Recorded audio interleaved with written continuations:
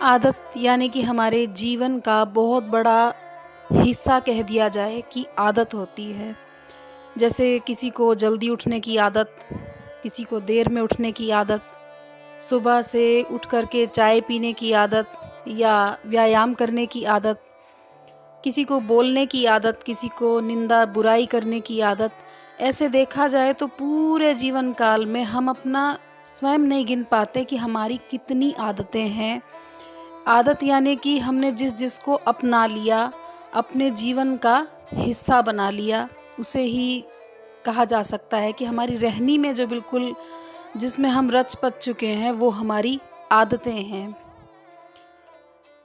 हम शास्त्रों में देखें या महामती श्री प्राणनाथ जी की वाणी देखें तो कहा गया है कि सांसारिक भोग विषयों को भोगना ये भी आजकल आदत ही बन गई है कि ये भोग, ये विषय, इसकी हमें आदत है।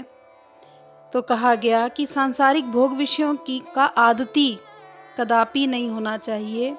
चाहे अनंत संकट आए, अनंत तकलीफ़ें हमारे ऊपर आए, केवल आदती हों।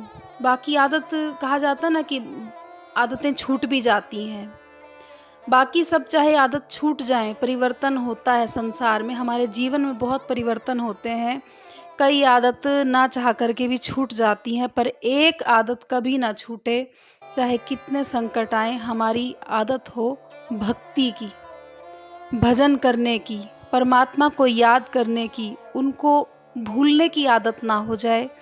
सदा सर्वदा हर एक परिस्थिति में, चाहे हम खुशी के माहौल में रह रहे हों, बहुत हमारे पास धन संपत्ति हो, अथवा कुछ भी ना रहे, हम अपने आप को ये ना समझें कि हम अनाथ हो गए, हमारे पास कुछ भी नहीं रहा, ना धन दौलत है, ना रिश्ते हैं, ना परिवार है।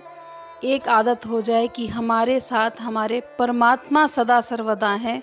उनकी हमें यदि आदत हो गई तो बाकी आदत आती जाती रहेंगी, पर ये आदत सदा बनी रहेगी तो निश्चय ही हम परमात्मा को प्राप्त कर लेंगे।